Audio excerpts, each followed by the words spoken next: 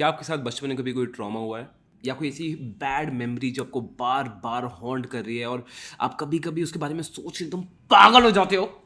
अगर वो है तो ये वीडियो आपके लिए है, एंड तक ज़रूर देखना। आ जाओ।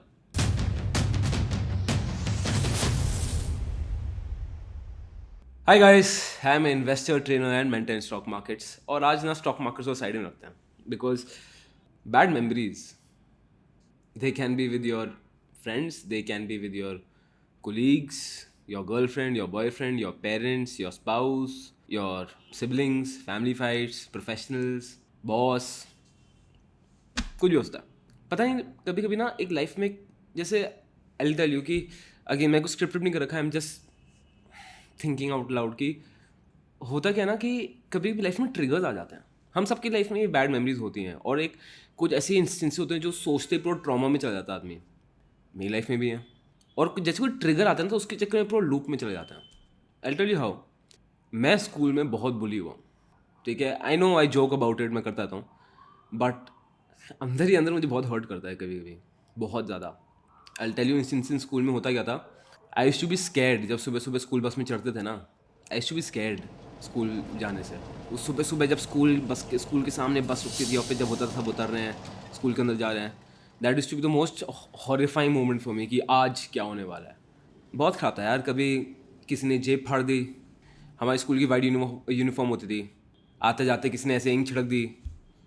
कभी पीछे मैं बैठा हूँ, किसी पीछे वाला आदमी ने मेरे शर्ट पे कुछ ऐस वैस कुछ लिख दिया। घर पे मम्मी को समझाना पड़ता था कि हम तो दोस्त हैं यार, हम तो कूल दोस्त हैं, हम ऐसे ही करते हैं।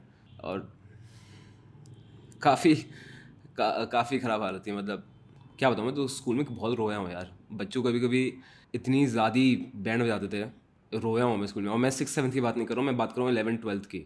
11th 12th में रोया हूँ मैं क्लास में बैठ के। मतलब ऐसा होता था कि वो मजाक उड़ाई जा रहे हैं। एक ने ज्वाइन किया, 10 ने ज्वाइन किया, 30 40 45 का आई थिंक हमारा स्कूल का वो क्लास रूम होती थी।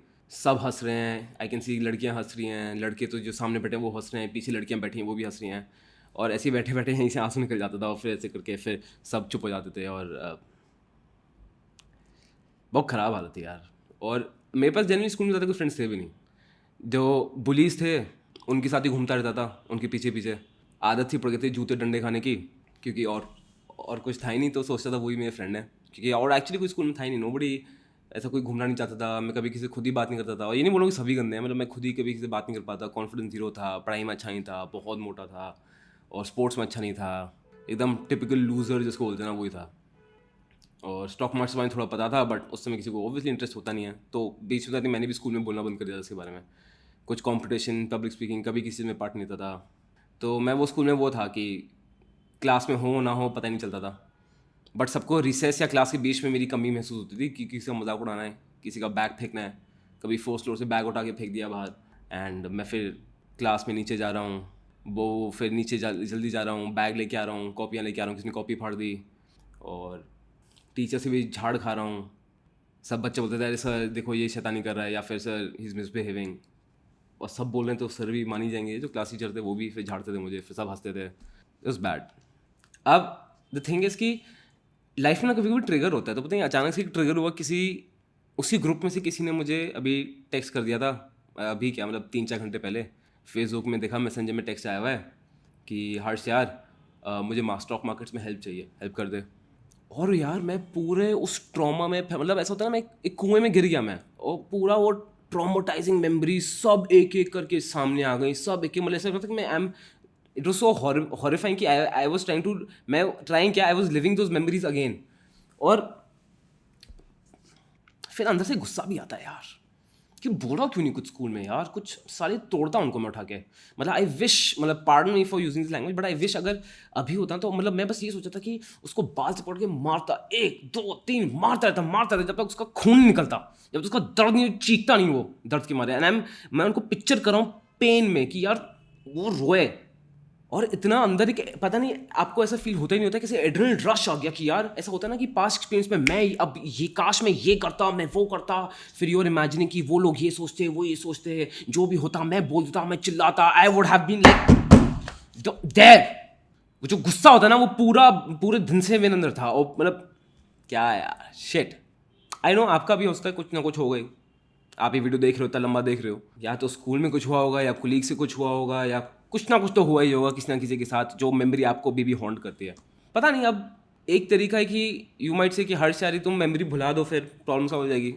एटलीस्ट मैं तो नहीं कर पाता यार, मैं नहीं कर पाता। अब मैं आपको क्या बोलूँ मेमोरी भुलाने के लिए, जब मैं खुद ही नहीं भुला पा रहा।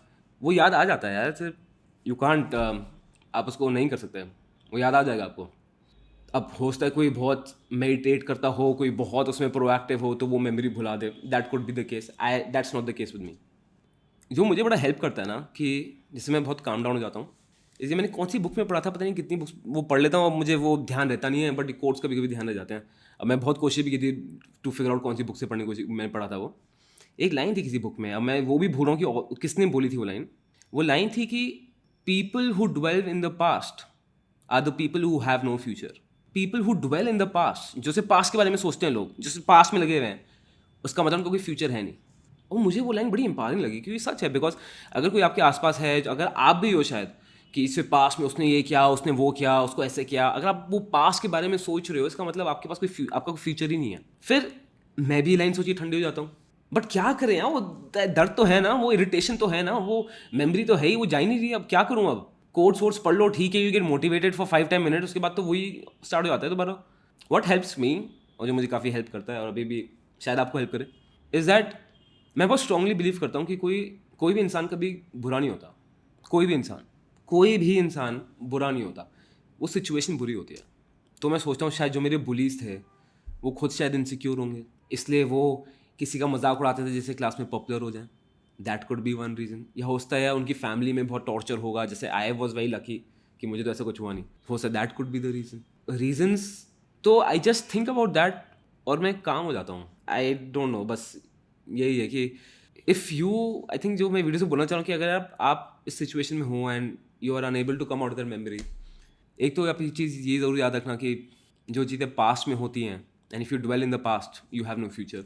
सेकेंड थिंग इज़ दैट कोई इंसान बुरा नहीं होता यार, सबकी सिचुएशन होती है। तो किसी ने आपके साथ बुरा किया है तो उसके बारे में सोचो कि ऐसा क्यों किया। क्या पता किसी की स्टोरी में मैं विलन हूँगा, किसी की स्टोरी में आप विलन होंगे, वो भी पॉसिबल है। ये मैंने बहुत एक पेनफुल चीज़ शेयर किया है। What I want, if you comfortable, comment करके share your painful story, so that comments एक बार पढ़ूंगा तो मुझे भी थोड़ा अच्छा लगेगा कि यार दूसरे हम कम्युनिटी हैं and this is not only happening with me. चाहे आपको कुछ भी हो, अगेन इफ कंफर्टेबल, और जो बाकी आप दूसरों की कमेंट्स पढ़ोगे तो आपको भी अच्छा लगेगा कि यार लाइफ में क्या क्या हो जाता है।